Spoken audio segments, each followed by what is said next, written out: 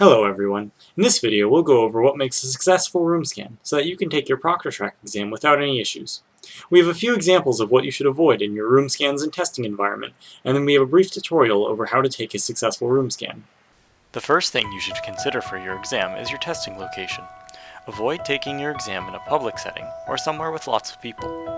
You'll want to find somewhere private, like your room or a reserved breakout study room. If anyone else has access to the space you'll be using, make sure they know when you'll be taking your exam to avoid unwanted intrusions. Once you have a location, make sure you have a suitable webcam. We recommend using an external USB webcam instead of one built into your laptop, as it will make it much easier to take your room scan.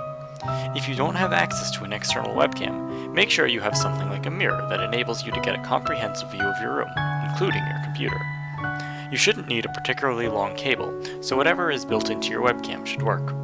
If you have your webcam plugged into an adapter or a USB hub, make sure the connection is secure so that your webcam will not become disconnected during your scan or exam. Next, we'll talk about what you should know in order to take a successful room scan. Before beginning your room scan, try to make sure your desk is as clean as possible and clear of all course-related materials. Now we'll begin the room scan. You should do a brief but thorough look around of your entire testing area so we can verify that you have no course materials available to you.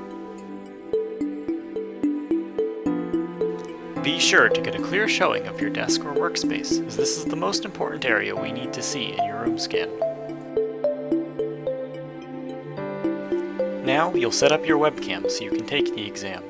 The webcam should be facing you and secured such that it will not fall down while you are taking the exam.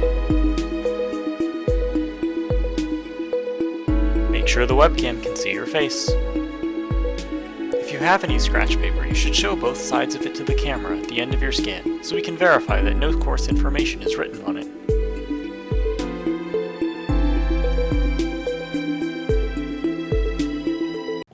And that should be all you need to take your ProctorTrack exam. All that's left is to study.